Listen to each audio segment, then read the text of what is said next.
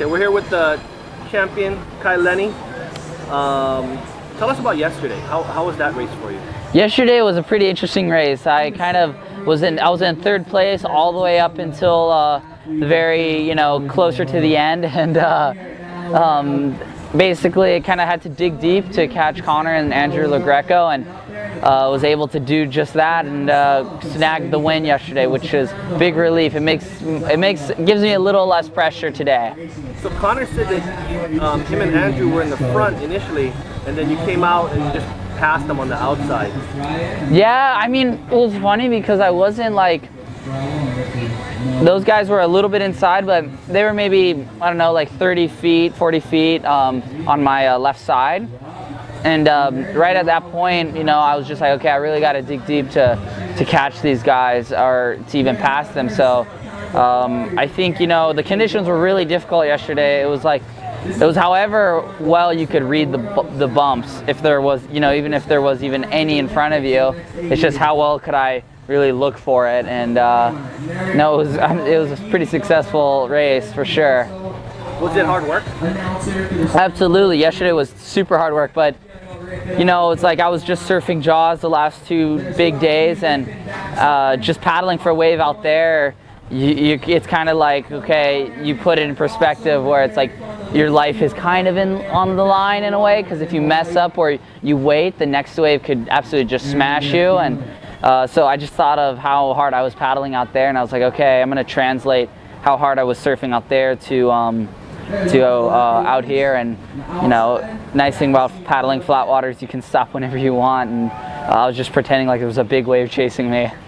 So tell us about Jaws then. What's that like for people who have, I mean, we've all seen it on, video and stuff, but what's it like to actually be in there? Jaws is just it's my favorite wave in the entire world. It's one of the funnest, it's where I've gone actually some of my best rides ever and had my best sessions and best experiences. And Jaws is a really interesting place because it's not like any other wave. It's a perfect wave, absolutely perfect, but it can produce some of the biggest waves in the world, and some of the most powerful and dangerous. So when you go up there with this kind of mindset of survival more than actually having fun. But then once you get a little more comfortable out there, all of a sudden you realize you're having more fun than you've ever had anywhere else, because it's just such a rush and such a thrill to catch a big wave and even wipe out. When you make a wipeout, it's like, and you're in the channel again and you're all right, you just feel so good because you're like, okay, I can handle that. And mentally it really gives you more to kind of your whole repertoire. Wait, it feels good to wipe out? Is that what you just said? Yeah, I mean, it sounds weird, like, in a way it kind of does feel good to wipe out, because mentally you're like, when you come up and you're safe and everything's good, you're like, oh, well, I'm so happy that happened to me, because I feel this confidence that I wouldn't have had. Because the whole thing is you go up there and you don't know if you can handle the wipeout. Can I survive that wipeout? And you wipe out and you're like, whoa, I can. It's not as bad as I had made up in my mind. And, it's still pretty terrible, but I guess in the moment you're like kind of bummed you're in that position, but at the end when it's all said and done, it helps you a lot and gives you confidence. It gave me confidence for this race that I would never have had. I don't think I would have been able to win yesterday if I didn't have the kind of the mental toughness I got from Jaws just like 4 days ago. How long is the hold down at Jaws? The hold down can vary a lot at Jaws. The thing with Jaws is you can absolutely get destroyed, and it's like basically feels like you're getting hit by a semi truck. Then you have to start holding your breath, and then 10 guys with crowbars come out and start beating up on you, and then they leave, and right as you're about to stand back up, you just get smashed again. And it's basically, it literally feels like you're getting hit by a car. Your neck is tweaked, you got to keep your arms in so nothing feels like it's gonna fall off, and it's pretty intense. But again, I think that's what gives you that mental edge to pursue other races and other big waves, because it gives you this level of confidence that you can't get anywhere else. So, how old were you when you first surfed Jaws? First time I surfed Jaws was when I was 16 years old, and you know, I'd always loved riding it when I got a good wave out there. It was the best feeling in the world. And, you know, it's one of those things for me, I don't want to go really hard in the next 3 years out there. I want to be able to go hard for the next 20 years out there. So, you know, hopefully, you know, I just turned 20 years old, and hopefully I'll be able to have another amazing 20 years out there, because that place is, you know, really special to me for sure, just because growing up there and having it in my backyard is pretty special in itself. Did you use the inflatable vest or no? Yeah, I have an inflatable wetsuit, the V1 wetsuit. I'm so grateful that that is around, because it definitely takes a lot of the stress off of having a really gnarly wipeout, because when you wipe out really bad out there, you want to make sure, you know, that you don't waste so much energy, because then you can't go out. You're just too physically tired, and with that, it helps you save some energy. So it's in the wetsuit, it's not in a vest? Yeah, it's a wetsuit, so it's like basically the same thing you have under your airplane seat, where you can pull the vest and it'll inflate, but the cool thing about that is it's integrated into a wetsuit, so when you pull it, your whole back will inflate with, you know, basically an airbag about that big, and that'll take you to the surface really quick. Especially when you're really deep down and you can feel your hairs burning, you want to have that thing there. And then what happens when you pop to the top and then the next one comes? When you pop up to the top and you see a huge white water coming, you just basically gotta try to swim as deep as you can underwater, but the bummer is you can't go that deep. I mean, I had to take like 5 waves on the head with that thing on, and I could barely get my head underwater, and that's what made it pretty funny, because it was literally, I felt like I got hit by a car every time. And then when you get hit by the second one, you get held down a lot or not? You just pop right up? You still get held down quite a bit, because the wave is so powerful, but it definitely takes away a lot of that, you know, long hold down with that inflatable suit. The beatings are just as brutal, and I don't think that'll ever be, you know, changed, but I don't know, it's like, at least you have something there to pull. Yeah. Because when you get underwater, usually you're by yourself and all alone, and basically when you have something to pull, it distracts your mind long enough, and kind of fast forwards time a tiny bit. Did you ever feel like you're gonna die? I haven't felt like I was gonna die yet. I'm sure it'll happen, but that's why I train hard, and that's why I prepare. And you know, to be honest, stand-up paddle racing has given me the mental and physical and all of the above strength to charge big waves and feel comfortable out there. You know, hopefully I'll never have to experience nearly dying out there, but it's something that you got to be prepared to take on, because if you go out there not thinking that might happen to you, then you're fooling yourself, I believe. What kind of training regimen are you on?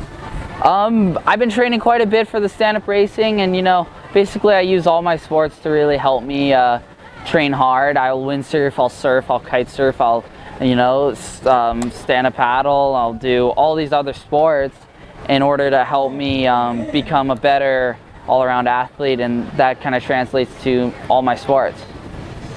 And then how much of your time is spent stand-up paddling then? I spend quite a bit of time stand-up paddling for sure. Beautiful thing about stand-up paddling is you're able to go out in any condition and have fun. And that's what I really enjoy about the whole thing, because I know 100% that I'm going to be able to get in the water and I'm going to get a good workout no matter where I am, no matter what body of water I'm in. So it's a very special sport in that sense. And what's your favorite memory or favorite experience from stand-up so far? You know, I've had so many amazing memories and, you know, times stand-up paddling. It's like, I really feel like it's helped kind of shape my life into what I wanted. And the beautiful thing about stand-up is I can't choose one time, because I'll have the downwind races, I'll have the flat water races, I'll do the big waves, do small waves, and it's like in every little discipline stand-up can offer, I've had some moments where I really think it helped me progress in my life. And then what are the top 3 tips you give to people out there who are trying to stand up? For people that are trying to stand up, I would say, you know, the important thing is what I've learned is for stand-up racing, if you want to get good at stand-up racing, it usually takes about a year to really be competitive. All of a sudden, for me anyway, it's like, it felt like, man, I wasn't that good, and then all of a sudden it just, something clicked. And for stand-up racing, that's like, it's just interesting. I think you just got to really put your time in. And for wave riding, stand-up wave riding, it's like, really, as long as you're having fun, it doesn't really matter. You know, it actually really helps you when you have fun, because you progress a lot quicker when you're not so worried about what you need to do or what you're, you know, all the worries that come with it. Like, so no, stand-up's very special in the sense that it teaches you patience, and it reminds you to have a lot of fun. And you're the Turtle Bay ambassador, right? So what does that mean? So I'm the Turtle Bay ambassador, and what that means is, you know, fortunately for me, I get to represent Turtle Bay as an athlete, and you know, in turn, able to stay at Turtle Bay and basically get to come over here whenever I want. And this place is so amazing, and I'm really stoked to be an ambassador for this place, because it just kind of, this hotel really embodies what I believe in as an athlete and as a person, which is always have fun, and you know, the ocean is the ultimate playground in the entire world, and take advantage of it. And this place just reminds me that I got to stick to you know, those basic fundamentals that I had learned when I was really young. So if people are considering coming out here, especially wanting to partake in surf or stand-up, what would you say to them? If you are coming out here to Turtle Bay to come surf, to come windsurf, or to come do any of these ocean sports, I'd say come out, because there's, you know, 6 epic waves over here. You know, a lot of people feel like the North Shore ends at Velzyland, you know, 7 Mile Miracle, but I believe that, you know, the miracle keeps coming up to Turtle Bay, and this place is an ultimate little, you know, playground for fun. So if you want to learn how to surf, or if you just want to get good waves, this place is not a bad idea to come to. What would be your top 3 things for people to do coming out here to Turtle Bay? Top 3 things I would say to come to Turtle Bay would be, for sure, surfing. The surf here is unreal. To do a stand-up paddle downwinder, which is super epic as well. Getting to go downwind is so much fun. And then also, you know, be able to basically experience the North Shore for all its glory, because this place in itself, you don't even have to go in the water to appreciate or have fun, you know, viewing the ocean and stuff, because it's like, it's such an incredible place that, you know, the thing is I can't even narrow it down to 3 main things, because there's just hundreds of fun things to do, and a lot of it doesn't even have to involve the ocean, which is another good option. Okay, cool. Thanks. Awesome. Thank you.